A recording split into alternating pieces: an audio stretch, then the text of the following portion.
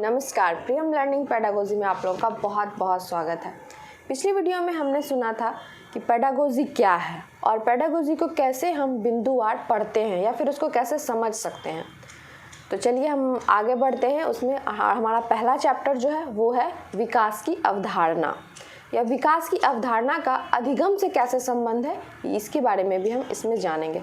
तो सबसे पहले हम जानना है कि विकास क्या है। ठीक है, विकास को हमको समझना है कि विकास कैसे होती है, कहाँ से स्टार्ट होती है, कहाँ ख़त्म होती है, कौन से स्टेज में, कौन से रूप में ये विकसित होती है। इन सभी को बिंदुवार हम इस वीडियो में अच्छे से सुनेंगे। तो प्लीज़ ध्यान से सुनिए और जो भी आपको इसमें अच्छा लगे या फिर कुछ गलत लगे तो कमेंट करके ज़रूर बताएं। तो लेट्स स्टार्ट। विकास जो है वो जीवन पर्यंत चलने वाली प्रक्रिया है। ये गर्भाधारण से स्टार्ट होकर मृत्यु पर्यंत तक चलती रहती है।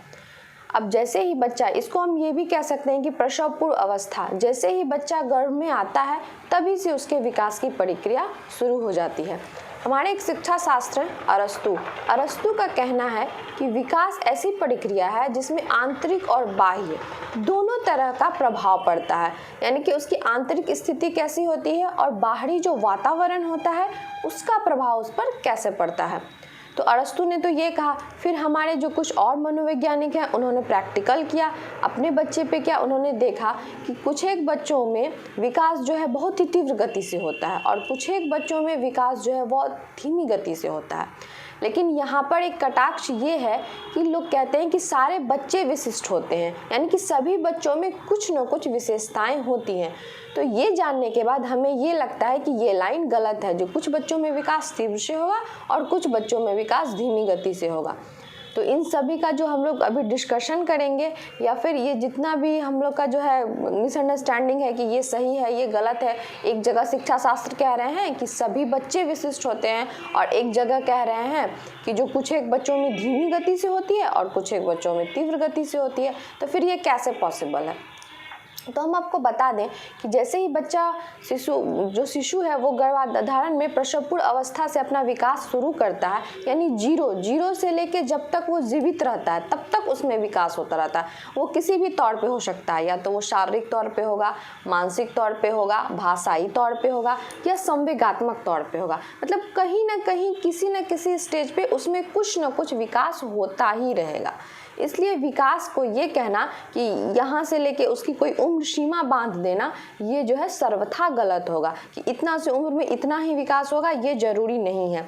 अब इसी पे आता है हमारा आईक्यू क्या होता है? मानसिक बौद्धिक क्षमता। तो जिस बच्चे का मानसिक बौद्धिक क्षमता जितना अच्छा होता है वो उतना अच्छा एब्जॉर्ब करता है। तो इसमें क्या होता है ना कि कुछ एक पेरेंट्स को ये चिंता बनी रहती है कि उसका बच्चा जल्दी ग्रोथ कर रहा है, मेरा बच्चा नहीं ग्रोथ कर रहा है। तो ऐसा नहीं होना चाहिए।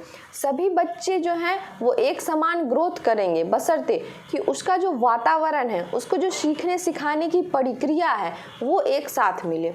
अब कुछ एक बच्चों में जो है वो मानसिक क्षमता जो है वो अच्छी होती है। ये बुद्धि लब्धि की बात है जो कि हम नेक्स्ट चैप्टर में पढ़ेंगे तो आपको और अच्छे से समझ में आएगा। अभी बस ये समझ लीजिए कि जो बच्चों की मानसिक क्षमता होती है वो भिन्न भिन्न होती है। तो जिसकी मानसिक क्षमता जिस अनुसार होती है वो अपने सीखने की प्रक्रिया को उस हिसाब से ग्रहण कर लेते हैं। मान लीजिए अगर आपको प्रैक्टिकल करना है तो आप 2-3 बच्चे ले लीजिए और कोई एक टॉपिक बता दीजिए। उसमें से क्या होगा कि एक बच्चा है वो तुरंत बता देगा, एक बच्चा जो है वो थोड़ा सा टाइम लेगा लेकिन वो सही बताएगा, और उसी में से एक बच्चा ऐसा होगा जो तुरंत तो बता देगा लेकिन वो सही आंसर नहीं दे पाएगा। तो इसमें क्या होता है ना कि एक बच्चा जो है वो बहुत हड़बड़ी में रहता है कि मतलब ठीक से किया नहीं और बता दिया। एक बच्चा जो है वो सोच समझ के थोड़ा टाइम लेता है लेकिन वो सही बताता है, और एक जिसका कि मानसिक क्षमता बहुत अच्छा है, जिसकी बुद्धि लब्धि बहुत अच्छी है, वो तुरंत जवाब दे देता है। तो ये भी एक विकास का ही अंग है। अब बात आता है कि विकास और अधिगम दोनों एक साथ कैसे हो सकता है, कैसे इसमें संबंध होता है। तो अधिगम का अगर मतलब सामान्यतः अर्थ में जाने तो अधिगम का अर्थ होता है सीखना। तो जब हम सीखेंगे तो ऑटोमेटिकली हमें विकास होगा। अब मान लीजिए जब बच्चा घर से पहली बार निकलता है, हम लोग आजकल क्या करते हैं 2 से 3 साल के बीच में ही बच्चा को प्ले स्कूल में डाल देते हैं। तो उस समय बच्चा ठीक से बोल भी नहीं पाता है। कोई बच्चा बोलता है, कोई बच्चा बोल भी नहीं पाता। लेकिन जैसे ही वे थोड़ा सा घर से बाहर कदम रखता है, उसको अपने आसपास बहुत सारे वातावरण के बच्चों से मुलाकात होती है तो वो क्या करता है ना कि बच्चा बच्चे से सीखता है। ये सबसे महत्वपूर्ण बिंदु है, इसको हमेशा याद रखिएगा कि बच्चा जो है वो बच्चे से ही सीखता है, कोई भी उसको नहीं सिखा सकता। लेकिन जो बच्चा होगा वो दूसरे बच्चे के प्रति आकर्षित होता है तो वो उससे आसानी से सीख लेता है। तो क्या कह रही थी मैं, तो जैसे ही बच्चा घर से बाहर निकलता है, वो बाहरी परिवेश में कदम रखता है तो उसे एक नया वातावरण मिलता है, उसे नई नई भाषा, नई नई शब्द का ज्ञान होता है, उसे कलर का ज्ञान होता है। जैसे वो अपने घर के चार दीवारी में रहा तो उसके घर में जो कलर है वो उतना ही देखता है। जब वो बाहर निकलता है तो बहुत सारी चीज़ें देखता है, गाड़ी देखता है, दुकान देखता है, कहीं कपड़ा टंगा है वो देखता है, तो वो सबको एब्जॉर्व करता है। तो उससे क्या होता है ना कि उसका मानसिक विकास जो है वो बढ़ने लगता है धीरे धीरे। इसलिए हम लोग आजकल क्या करते हैं कि 2.5 से 3 साल का बच्चा हुआ उसको प्ले स्कूल में डालो। क्यों? तो क्यों का कारण है कि पहले के बच्चे जो है ना ज्वाइंट फैमिली में रहते थे तो उसे बहुत चीज़ सीखने को मिलता था। अभी क्या है, सिर्फ मम्मी पापा के साथ रहना है तो वो नहीं सीख पाते हैं, इसलिए हम लोग जो है उसको स्कूल में डाल देते हैं। और ऐसी व्यवस्था भी हुई है कि बच्चों को 3 साल के अंदर ही आप स्कूल में डालो तो बच्चा सीखेगा जल्दी। तो अधिगम जो है यही है, जब भी हम कुछ सीखते हैं तो हमारे अंदर विकास होता है।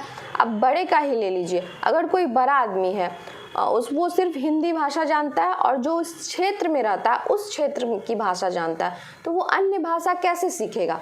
तो वो थर्ड पर्सन से मिलेगा, उसकी भाषाओं को वो नहीं समझ रहा है लेकिन वो समझने की कोशिश कर रहा है। तो समझने का कोशिश करना ही सीखना कहलाता है और वो सीखना जो है वो अधिगम का रूप ले लेता है।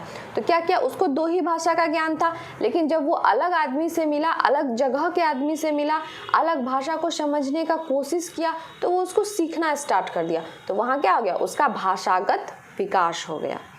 ठीक है, तो आज हम लोग जो है विकास और अधिगम की बातों को इतना ही सुनते हैं और इसमें और प्रैक्टिकल करते रहिए आप लोग कि कैसे क्या होता है। उसका नेक्स्ट पॉइंट होगा, नेक्स्ट टॉपिक जो होगा वो हम अगले वीडियो में सुनेंगे। और आपसे निवेदन है कि आप इसको जो है लाइक करें, शेयर करें और इस हमारे चैनल पर अगर नए हैं तो इसको सब्सक्राइब करें और ध्यान से मेरी लेक्चर को सुनें।